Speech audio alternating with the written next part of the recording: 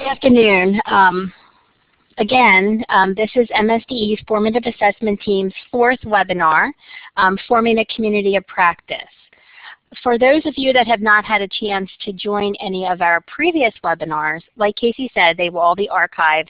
And we will also have a chance for questions at the end. So as we move through this, if there's something that maybe we can help make connections with, or anything that maybe was presented on a previous webinar, please at the end ask any questions you like, or all webinars will be archived on Blackboard and our blog, which we will share with you at the end of today's webinar as well.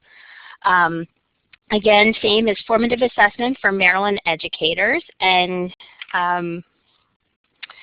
the purpose of FAME is it's really a blended professional learning program designed to guide educators through the formative assessment process and deepen formative assessment implementation in your classrooms, your schools, and your districts.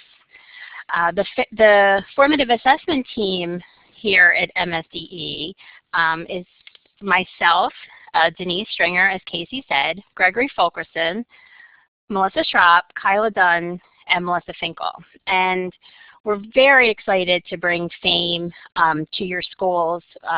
We really think that it's important work, and we're looking forward to working with you as we move through the summer and into next school year. But we're particularly excited about this webinar as we begin to talk about the communities of practice and really the crucial role that the communities of practice play in implementing FAME in your building and really making it sustainable so year after year teachers can be using the formative assessment practices in their classroom. Also, the communities of practice are really the way that if you join us for FAME in year one implementation, this will be where MSDE's formative assessment team members will be available to you if you choose to have support in implementing those communities of practice. So I am now going to go ahead and turn this over to Nancy Gerzon, one of our partners at WestEd, and then at the end I will be back on to talk about next steps and any questions that you may have from us here at MSDE. Okay, Nancy? Thank you, Denise. And we too are excited to be here today to talk about community of practice, because we know that this is the component in the blended learning model that really supports teachers to apply the hard work of formative assessment, and our webinar will cover that. Let me introduce my team. Our team at WestEd includes Laura Jackson, who comes to us via recent work in Rhode Island and working on a statewide implementation of formative assessment, and she's very strong in our work in terms of thinking about what are some of the supports that we can give to states and districts to ensure this work is disseminated widely. I'd also like to introduce Sue Henry. For those of you who have been on the webinars before, this is the first time you'll be meeting Sue.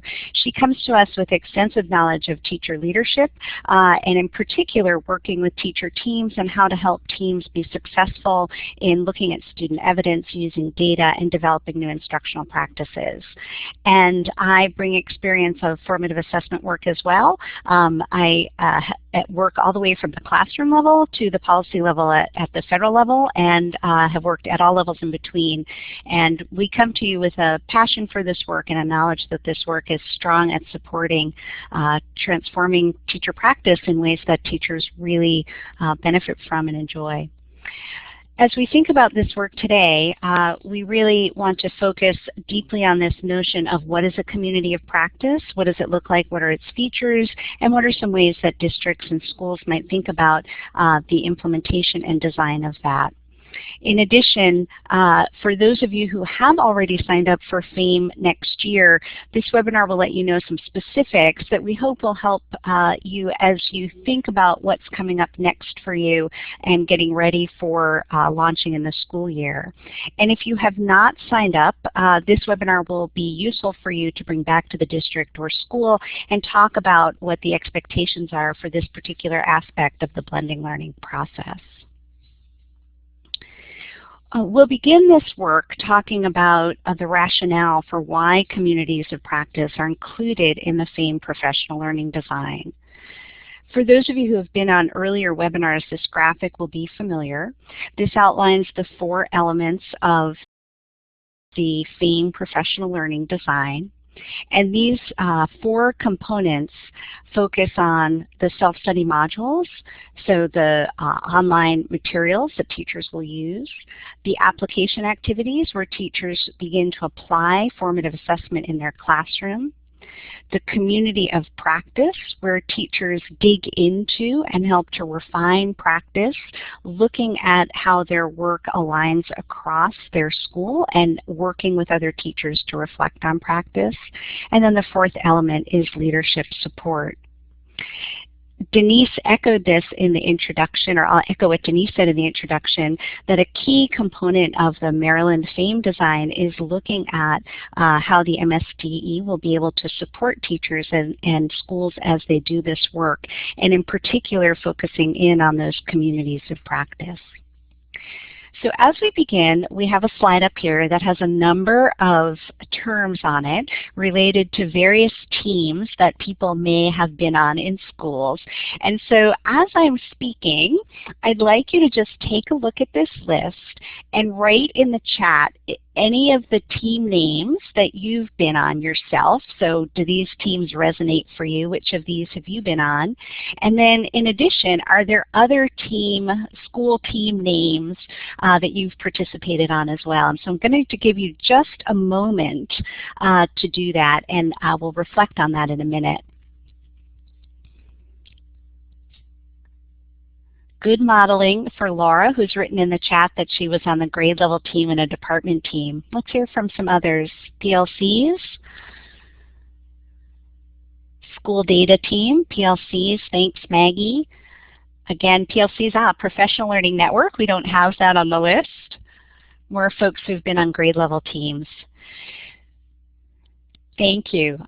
Response to intervention team, excellent, also part of the mix. So we can add those to this list here as I talk a little bit about why we're framing out this concept of community of practice. We've introduced this term because we want to be clear that this work, while it shares many similarities to group work that you're clearly familiar with, also has some unique features. As we look at this list of collaborative structures in schools and we add to it the teams that you've put on, the common denominator across these different teams is that educators are working together towards a goal that's related somehow to improving student learning. Embedded in each of these designs, however, there are slightly different practices in play. I know, as someone who's been in education for over 25 years, that there has been a long opportunity for us to be thinking about what different kinds of collaboration look like and how to build that into school practice and school structures. While in one way we don't want to add another term, we do want you to know that the FAME community of practice, as it's designed, has its own features and underlying principles, and that those subtle differences that we'll talk about as we go through the webinar today will help you to understand what's expected in terms of implementation at your school.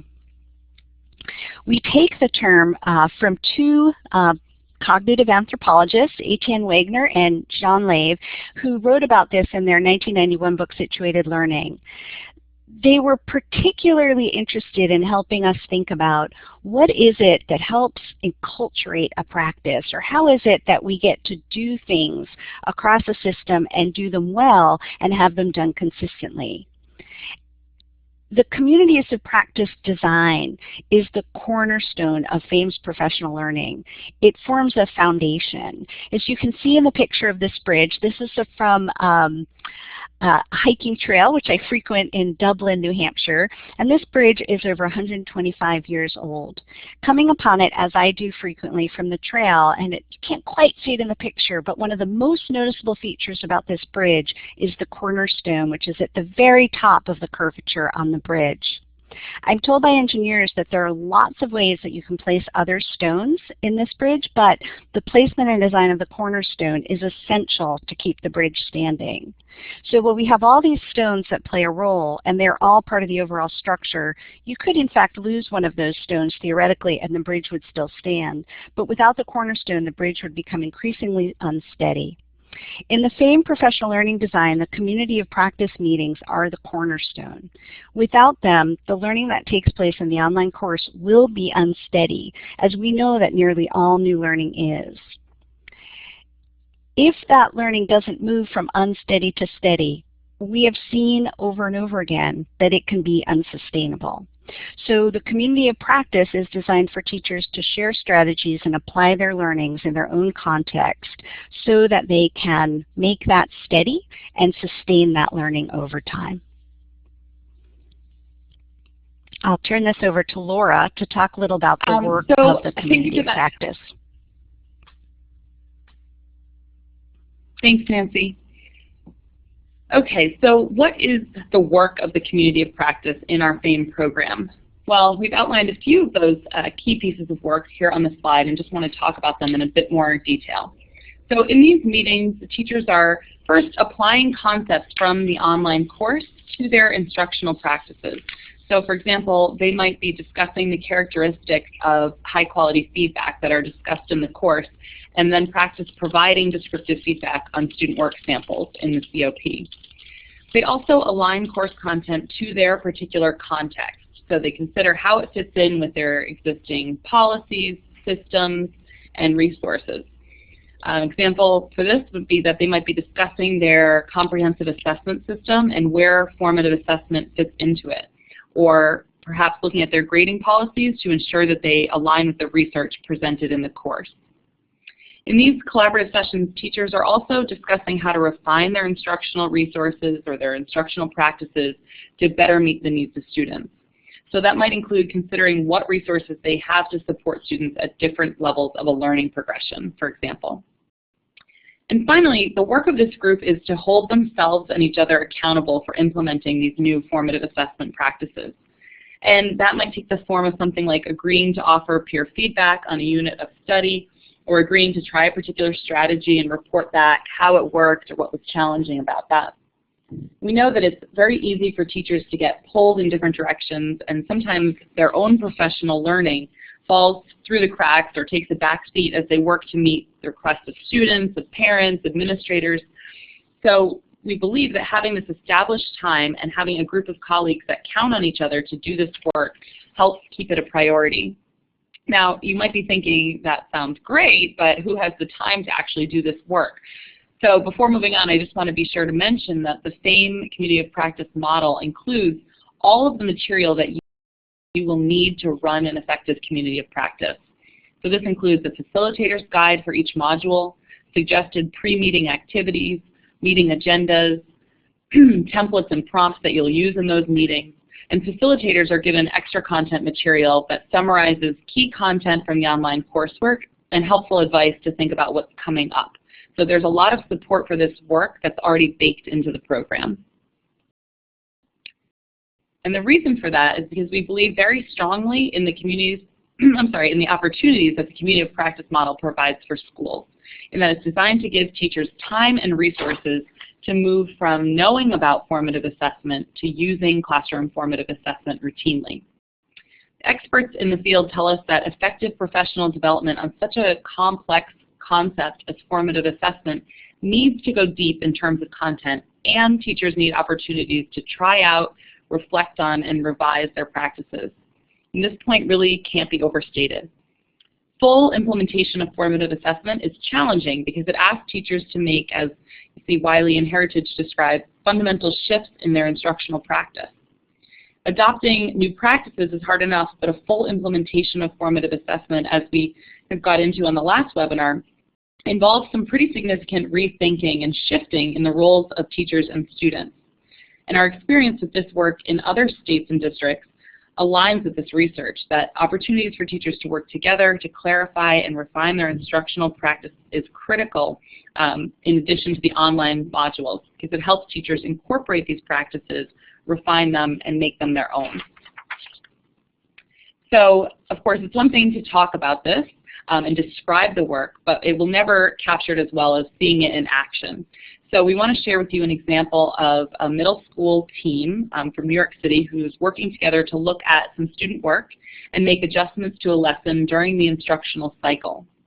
The teacher whose work is the focus of this video that you'll see has taught part of the unit and now is reviewing some student assessment results to identify what should come next.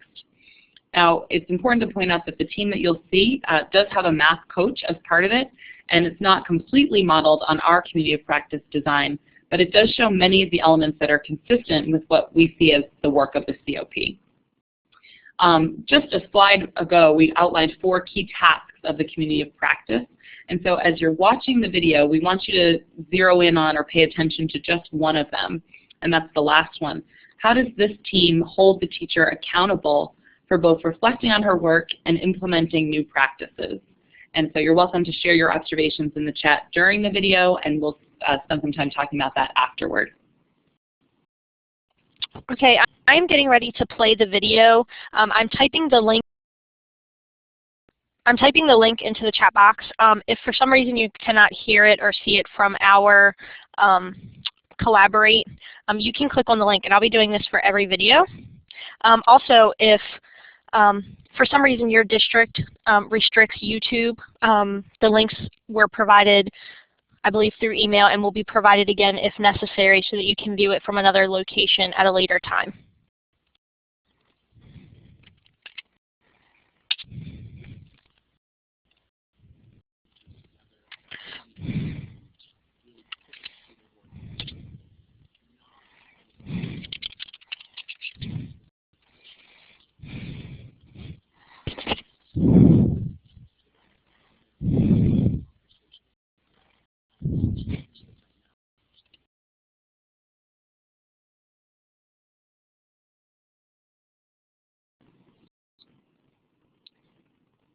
Okay, so hopefully something resonated with you, and we welcome you to enter that into the chat now, thinking about how the teachers held their colleague accountable. I've watched this video a few times, and a phrase that kind of came to mind for me as I was watching it was this idea of supportive accountability. And I want to clarify what I mean by that.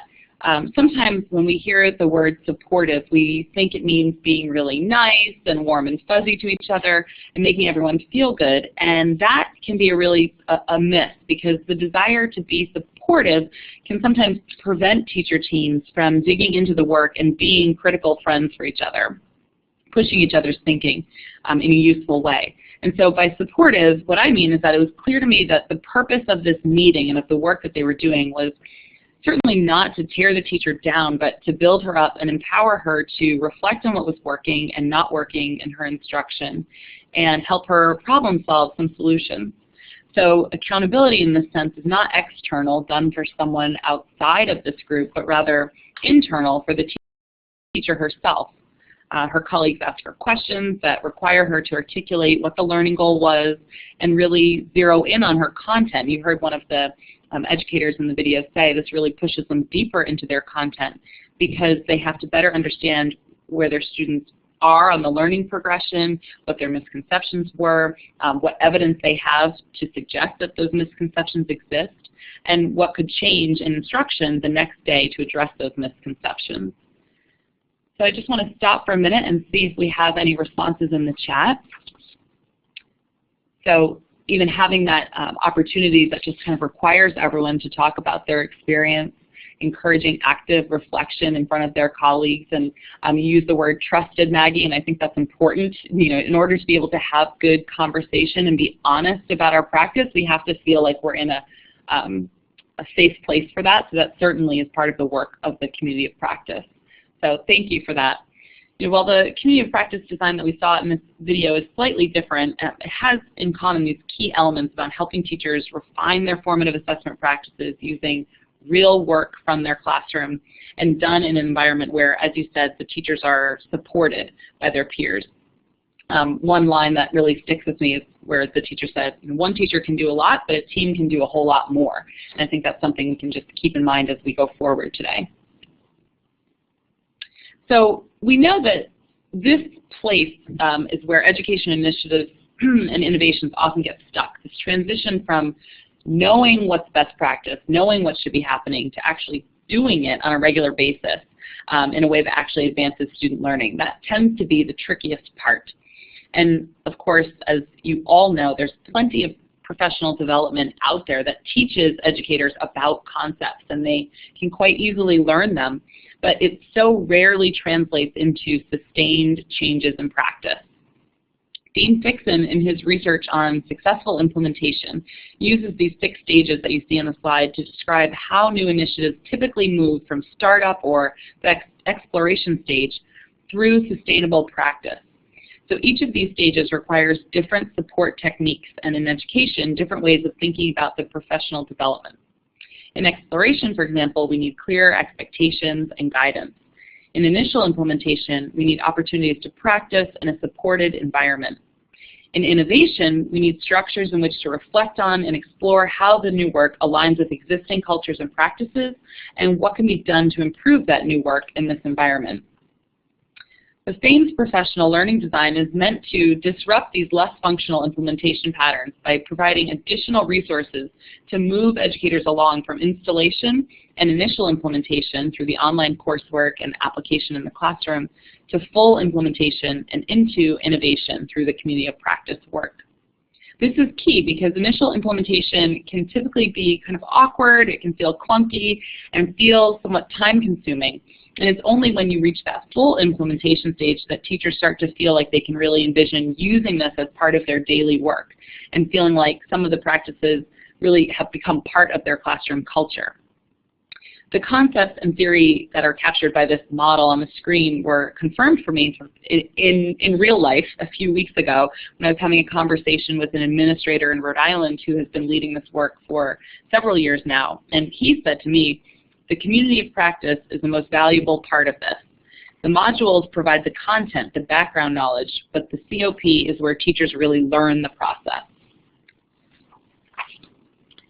So we move now to how to create the community of practice and what you need to know about the necessary conditions and supports to implement these communities at your site. The community of practice model needs to address some basic criteria to be successful. These have to do with structuring and facilitating the meetings and ensuring consistent participation and providing sustained meeting times to support teachers' learning.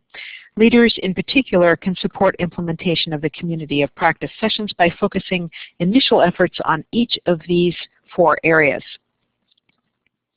First, by ensuring that meetings have structured agendas and consistent and predictable routines, leaders support teachers in establishing a degree of familiarity and safety within the group.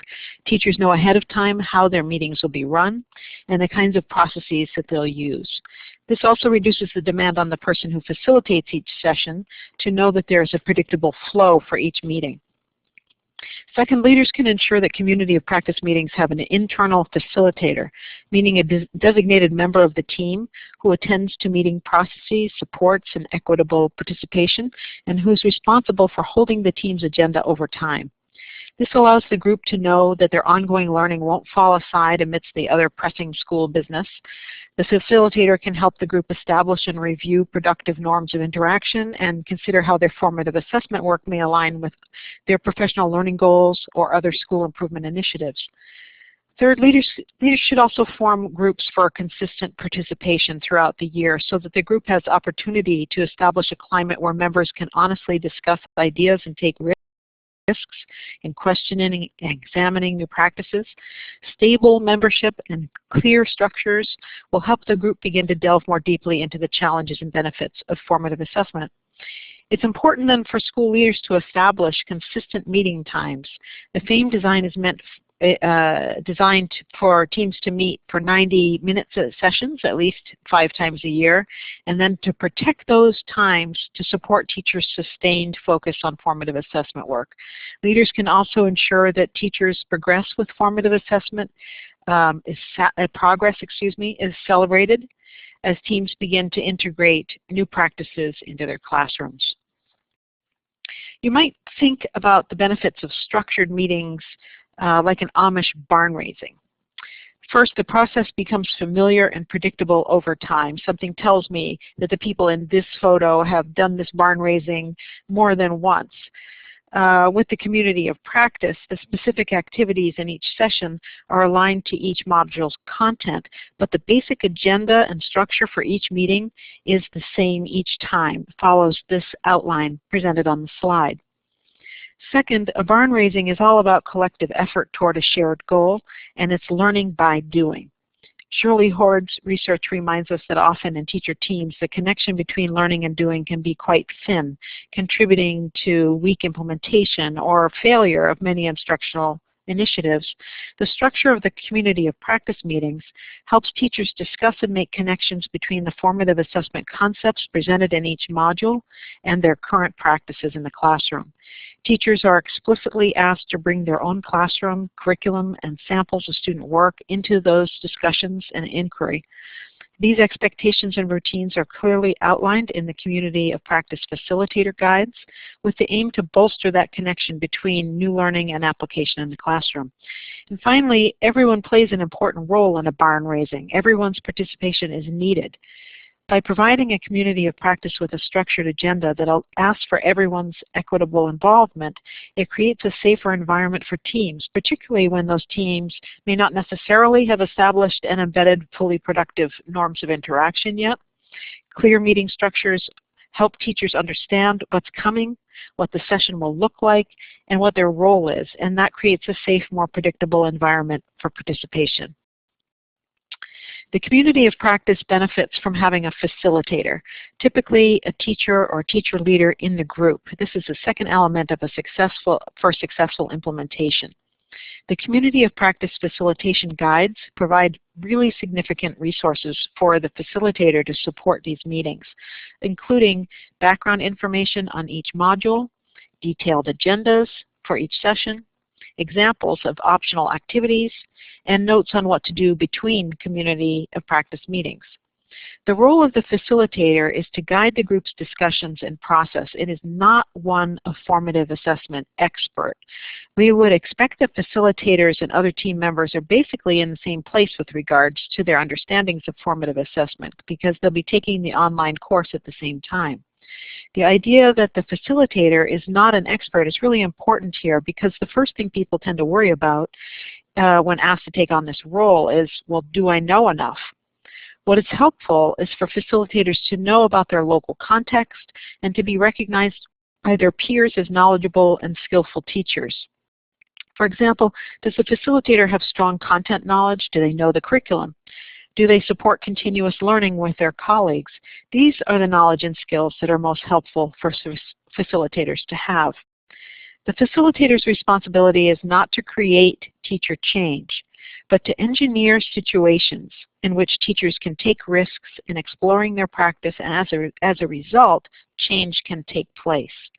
Those in supervisory roles sometimes find this more difficult than teachers do because those teaching every day understand how challenging it is to change practice. So let's take a minute to share your observations in the chat box.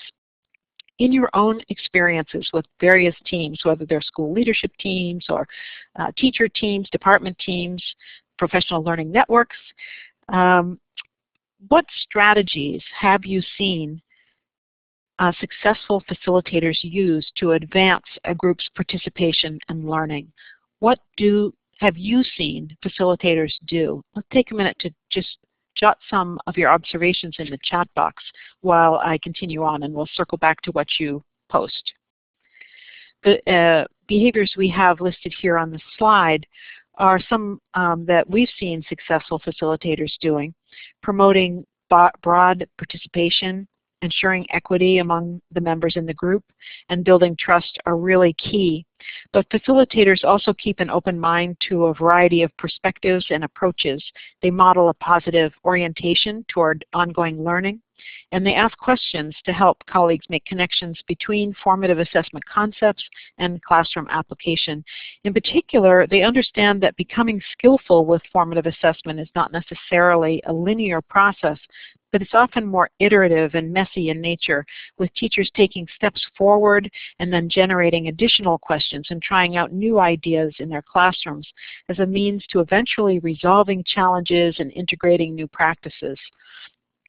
Successful facilitators encourage colleagues to bring the results of these efforts back into the team, not just to leave them in their own classrooms, but to bring them back into team discussions so they can explore the results more, which promotes shared and deeper learning over time. So I see in your observations that you've entered there that you've noticed that good facilitators help to set those group norms. They also help to support people in cycling back to those norms to make sure they're upheld. So when people stray away from those norms, they know that the facilitator will help them come back and revisit those and revise them if necessary. Successful facilitators help to model practices. It's very important for any leader, and facilitate making those connections. And they often ask many important probing questions. Why and how? What's the relationship between this and that? The nature of their questions is very important to facilitating those connections. Jackie notes that they often use structured protocols, which are very important for promoting equal access in the group. And for helping people to dig in deeply within constrained time periods. Kim mentions that they're empathetic and think through content and processes themselves ahead of time. There is some forethought to these behaviors as they prepare to help to facilitate a group. And they do, effective facilitators do, Maggie, I agree, make everyone feel as though they're a critical part of the process. It takes everyone to raise a barn. Thank you. Thank you. Okay, so a third key feature of a successful community of practice is that there's consistent participation among the members. So as was just said, each feels a responsibility to the group and to the work of the community of practice. Now, there's several ways to structure this group, which should include between 5 and 10 participants. There are advantages to each approach. So, for example, a community of educators, community of practice made up of educators who all teach the same grade level and therefore the same standards and curriculum at the elementary level, for example, can support each other with content knowledge and the work of integrating elements of the formative assessment process into their unit and lesson planning. That's also something that can happen when you have teams organized around departments. On the other hand, if you had an interdisciplinary team that teaches different content to the same group of students, such as, say, an 8th grade team at a middle school, the advantage would be that the team can collaboratively develop classroom routines and expectations that are consistent across classrooms. Or a leadership team might be preparing to lead a group of educators from their department in the future, and then they can help each other not only as learners, but also thinking about how what they're learning will translate and how they'll lead others with that work in the future. So on the next slide, you'll see just some decision points to consider as you think about forming the community of practice in your school. So do you want to make use of an existing team or form a new one? Do you think it's important that community of practice members teach the same students, or perhaps not?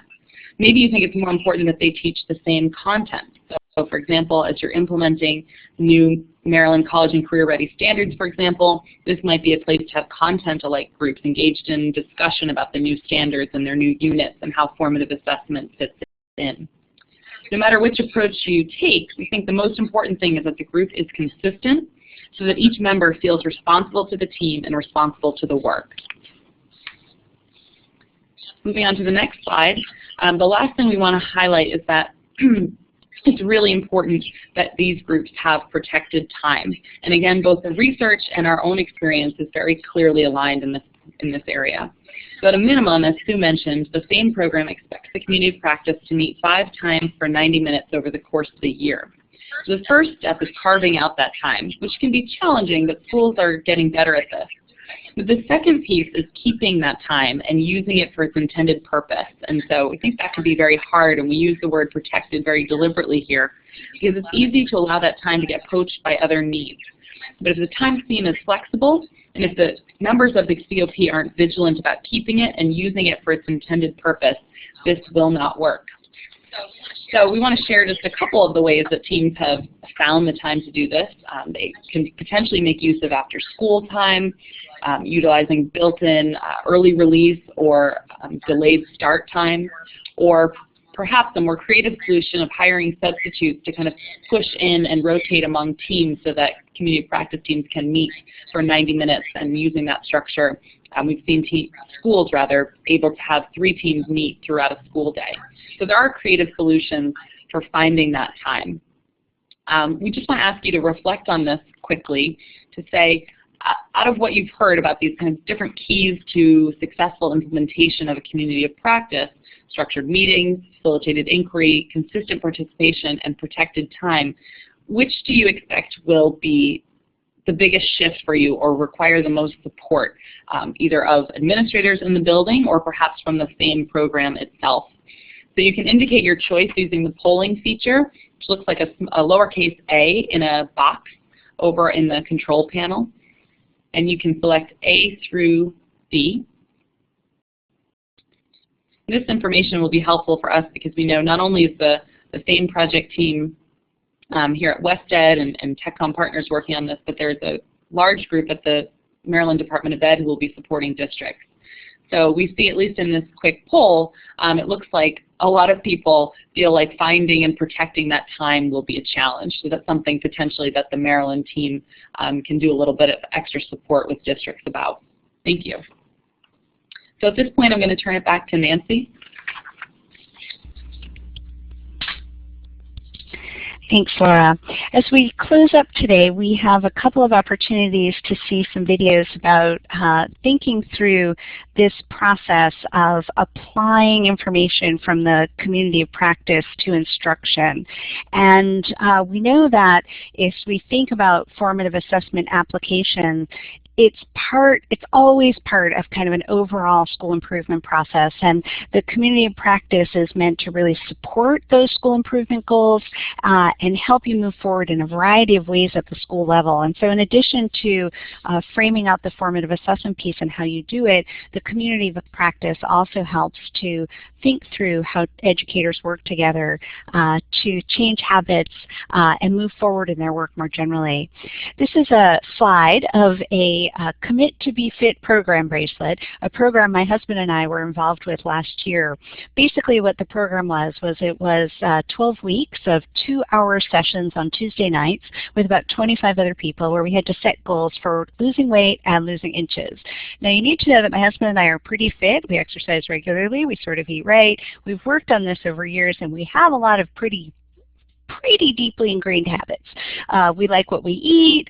We don't want to change. The idea of something low fat doesn't appeal to us. You know how this is. So we went to this program, and every night we'd come back and my husband would say, I know this already. I know this already. I know this already. And he was very frustrated about participating, even though we had committed to it because a friend of ours was launching it and wanted membership. And we said, okay, we'll do it. We'll take it seriously.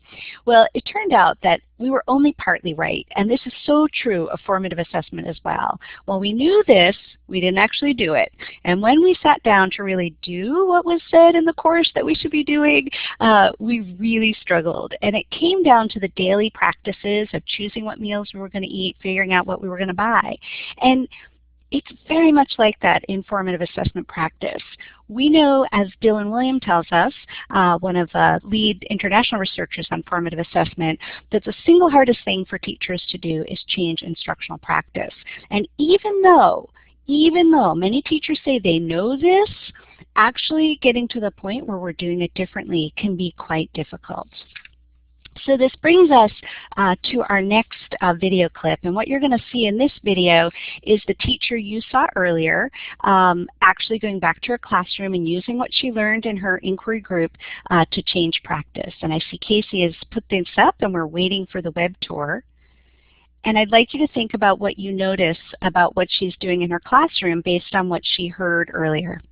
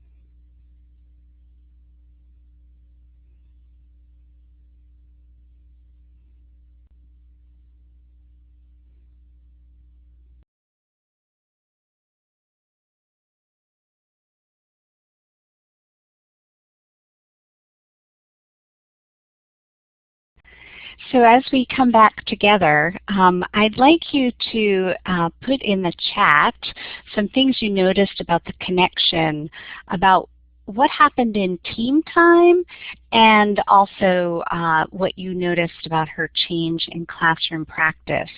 And sort of a second question, which is I think a deeper question for reflection, is what did you notice about how this teacher thought about student evidence and student engagement also in her classroom? And we'll take a minute to just let folks respond to that. And as you're having an opportunity to talk about that, I'm just going to be quiet for just a moment while you're reflecting and give you a chance to write that in the chat.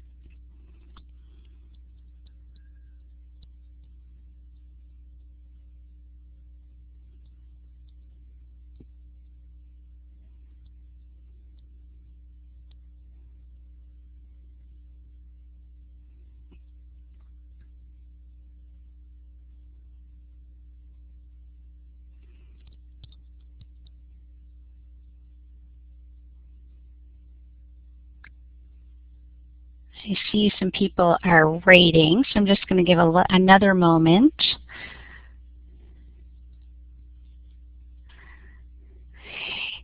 As we think about community of practice, one of the main ideas that we're thinking about is helping teachers to refine their practice.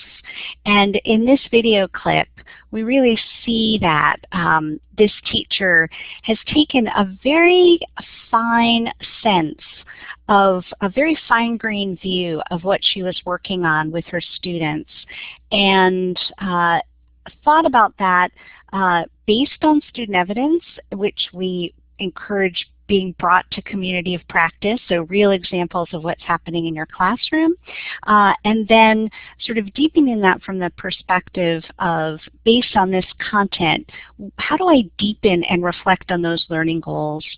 The words that the teacher used in the video were, it made me more thoughtful, working with my team allowed me to be more deliberate, it caused me to think about more in-depth work, and it gave me an opening to do something that many teachers find challenging, which was to give ourselves the benefit and opportunity of time when we realize what something will take to work through, depending on what students currently know, to give ourselves the benefits of time to address that in the classroom. And all of those pieces of refinement are very much a part of this cycle of reflective learning that's embedded in the community of practice model. This piece is one of the more important aspects of why the community of practice works, and encouraging you to think about in your schools the community of practice as a place where teachers have an opportunity to practice what they're learning in the formative assessment online course, to reflect on that practice, and then to refine it with the help of their peers, going back into the classroom and improving that practice in a very fine-grained way so that it becomes part of the instructional routine over time. As we close today, it's our last moment of activity, we have a very short clip from Kathleen Cushman, who is kind of a national expert on student engagement and adolescent motivation. And I'm going to ask Casey to put this clip up and just think and reflect on some of the pieces that you hear her talk about with relation to the team and the teacher work that you just saw. She's going to add some reflections for us.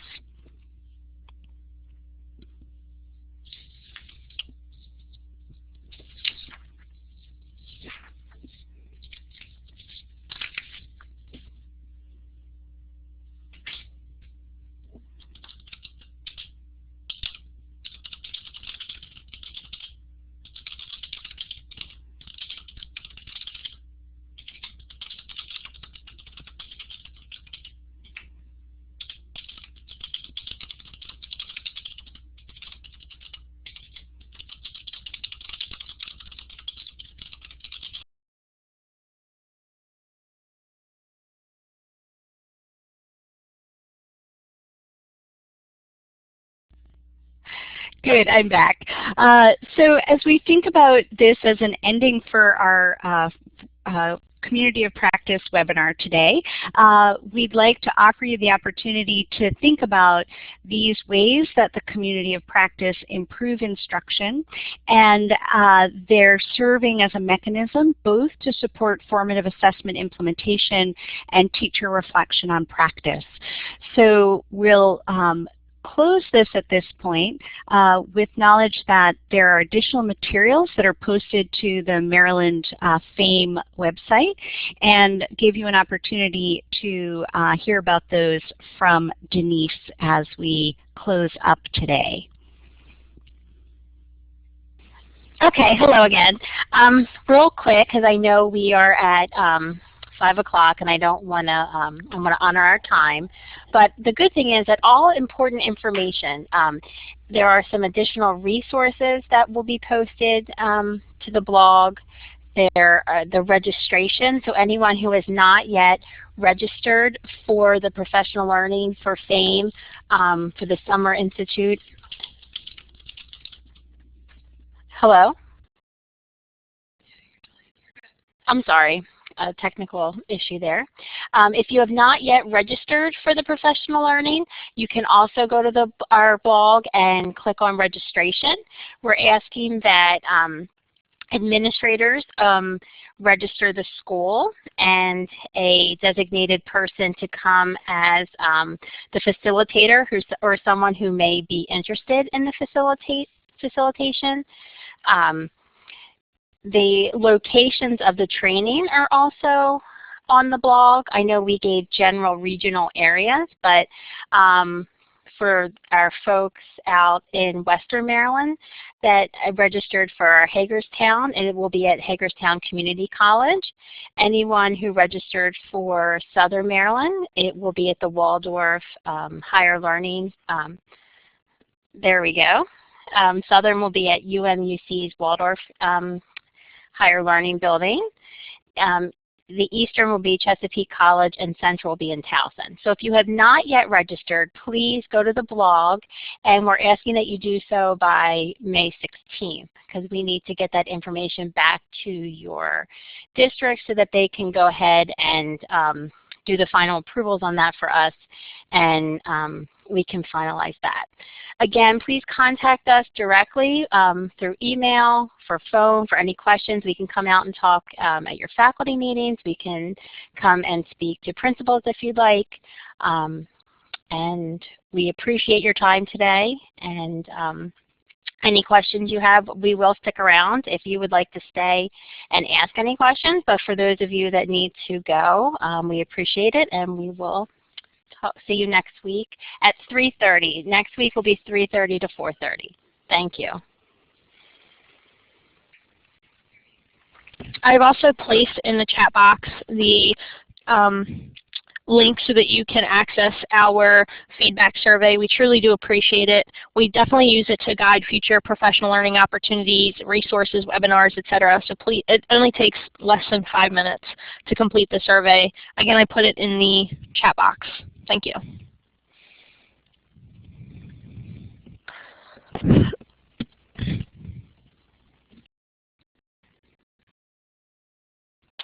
So if anyone has questions, you can go ahead and raise your hand, and we will be happy to turn the mic over to you, either specific to your school or in general just about FAME or the formative assessment or communities of practice that we talked about today.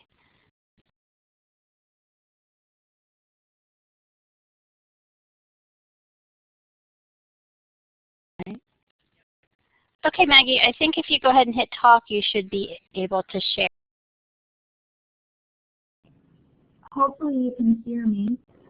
My principal asked me to participate in this webinar to see if it's something that we wanted to pursue next year, but I really don't know too much about it, I guess. Does it cost money to get this started? Good question, Maggie. It was a little hard to hear you, but the question was around what would be the cost to the schools or the districts for this. And actually this will be fully funded through Race to the Top with MSDE. So there will be no cost for the training.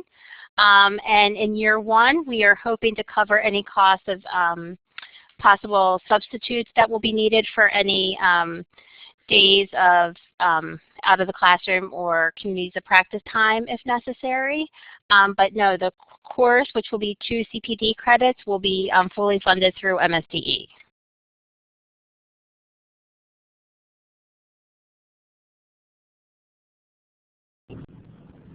Thank you. Is there a required number of participants? That's a good question. We probably would like to see maybe about 5,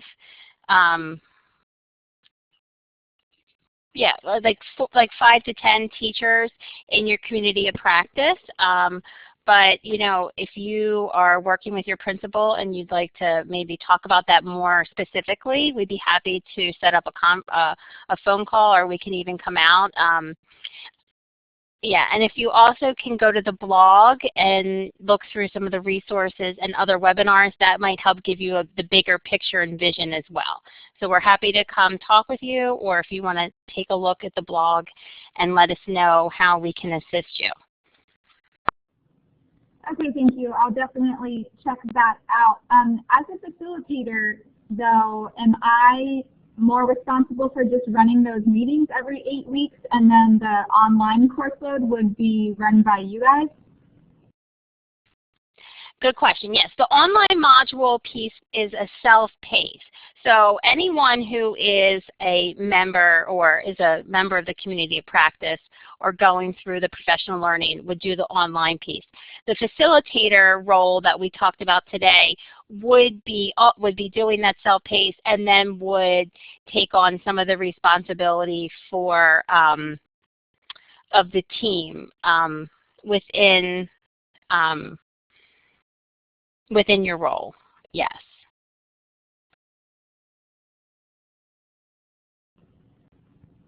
Okay, one last thing, and then I promise I'll just check out the blog and try and find the answers for myself.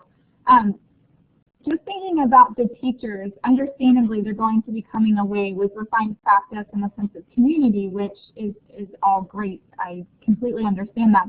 Are there any other, I guess, how do I say this, like encouragement to get them to participate? Like, is there a stipend attached, or can they receive MSDE credit, anything like that? Good question, yes. We're looking at 2 CPD credits for the online portion, and then we hope to help, like I said, with substitutes or time within that first year for the communities of practice if necessary. Okay, great. Thank you so much. Thanks, Maggie. And please feel free to email or call anyone from the team with any further questions. Will do. Have a great night. You too.